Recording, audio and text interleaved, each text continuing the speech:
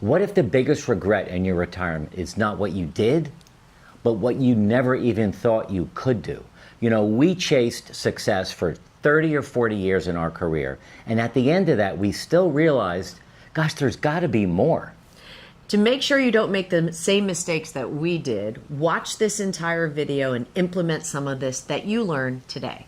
You know, in 2018 was the year that we retired, December 2018. But honestly, it was 2 years before that I slipped into semi-retirement. I stepped down from my big role in my company. It was a public company. We had 80 people working for us, and I honestly just felt like I couldn't do that anymore. I wanted to look for something else to do. But I fell into the trap a lot of people fall into, the same trap my father did, and that was just, you know, realizing that I was tired, I was burnt out, and I needed a rest. So what did I do? I stepped down from my big leadership job and stepped into a lesser role, and immediately I felt disconnected and irrelevant from the company. So for 2 years, I bumbled around the office, and if my old boss is watching this, he's probably laughing. I bumbled around the office trying to find things to do, trying to feel important, trying to be successful, trying to answer questions when the questions weren't even coming.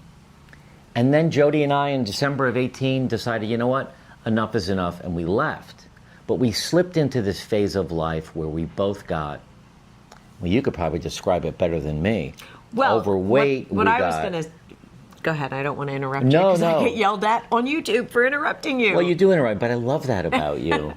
So what I was going to say is if that story resonates with you because you slid into pre-retirement, early retirement, and then retirement, and you hadn't quite figured it out, you are definitely aligned with Mark's story. Mine was a little bit different. My retirement was like running as fast as you can to the edge of a cliff and then trying really hard to stop before you fell over the cliff. Unfortunately, I fell over the cliff. I worked until the 11th hour every day, all the time. And then when my company was purchased and we had a big merger, I signed on and stayed for a couple of years. But then I was also irrelevant. But it hit me like a ton of bricks, not in this slow decline. What happened to Mark and I after that in, I would say, January of 2019, we felt that freedom that you're supposed to feel in retirement, where all the time is ours and we can do whatever we want.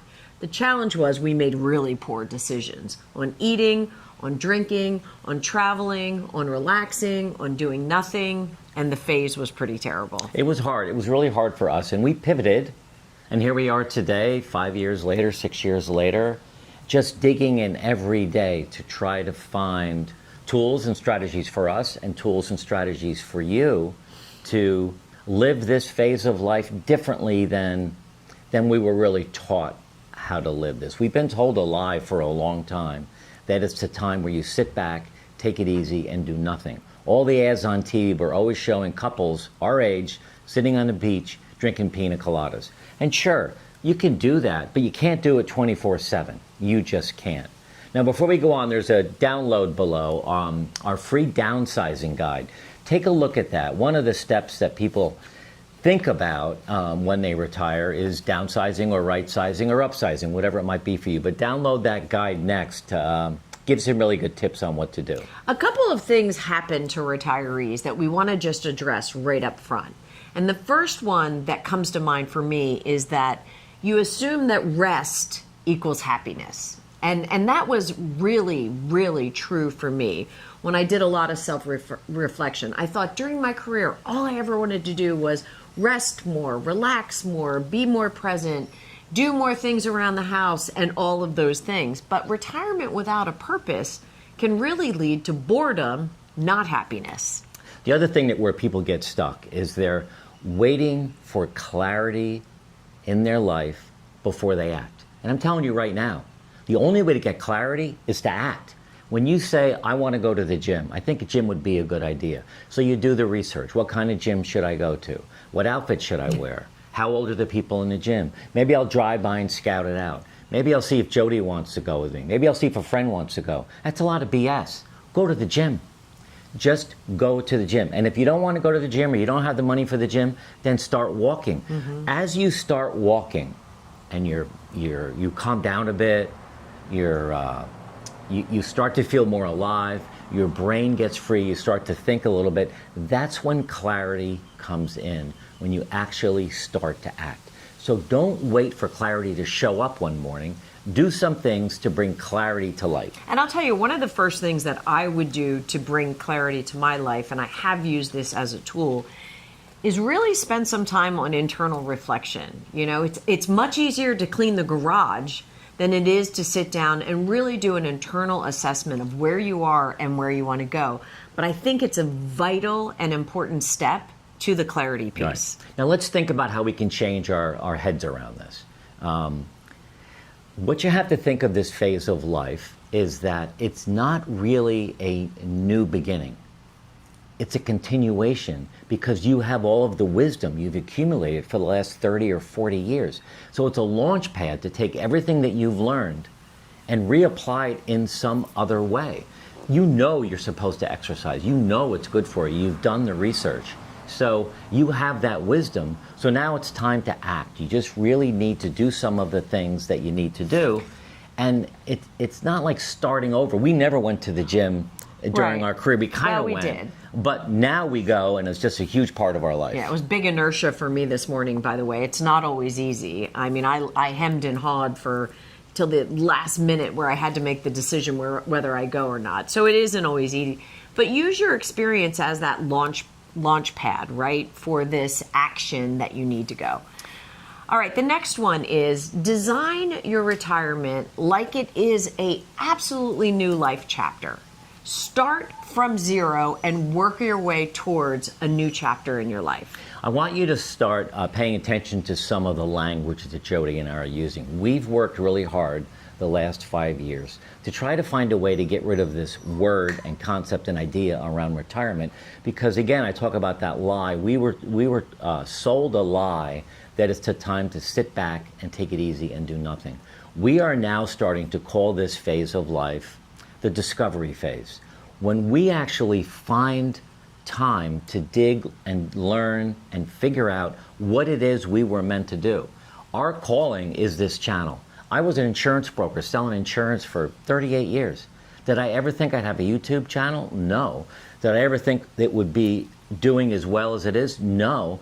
But we're onto something and we love it. And there's something in this phase of life, discovery phase, for you as well. And I would say wrap that all together with a new definition of, fulfillment. Before it used to be productivity, right? But now fulfillment is joy and happiness and stretching and growing and all the other areas that maybe you didn't get to do during your career. So here's some of the wisdom we're going to share with you that we've accumulated over the last, for me, 68 years.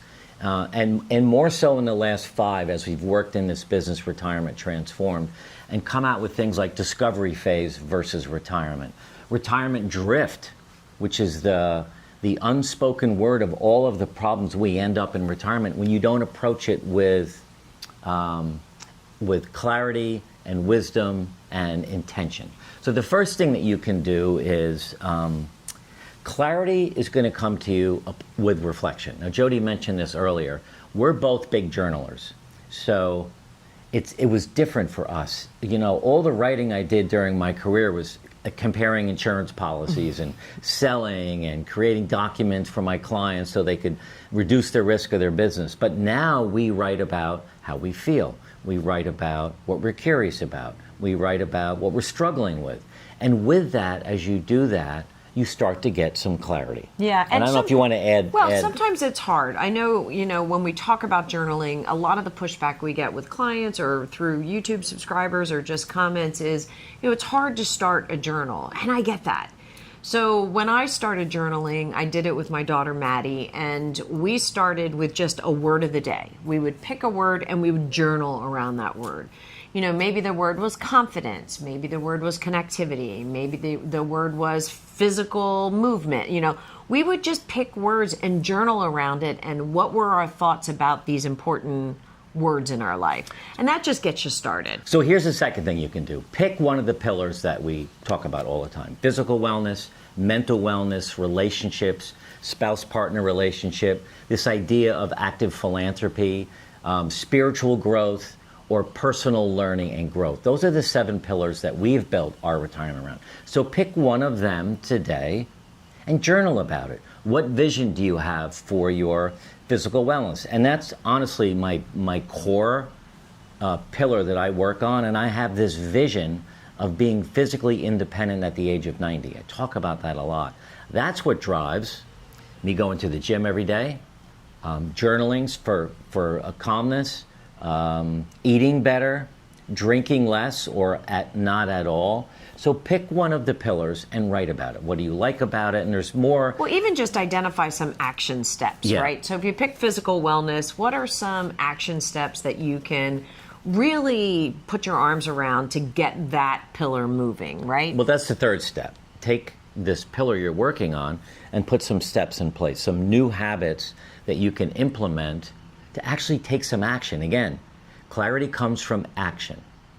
So, reflection, pick a pillar, and then make some things happen. Make some changes in your life, even if they're small and incremental, so that that pillar now becomes part of your life. Yeah, because if you, if in your reflection you actually pick some actionable steps, you can build habits around those actions, right?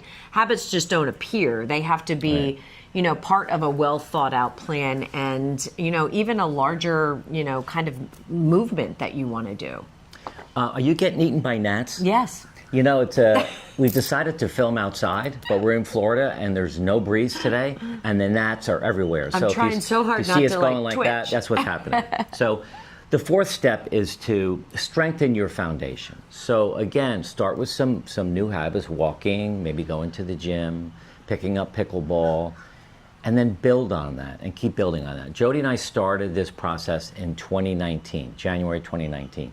We are still putting new building blocks on the foundation of our life. So it's never going to stop. And it shouldn't stop. And that's where that idea of learning comes in. What are some new things we can learn? Some new hacks in life to make it better for ourselves so that we live longer and healthier. So that's the next thing that's really important that you need to know you're going to be doing the rest of your life. And the last thing is to create your life design. What is optimal to you? You would be shocked that a lot of people can't answer that question. What is an optimal retirement? What does it look like for you? How do you spend your days? How do you spend your nights? How do you spend your weeks? How do you spend your months?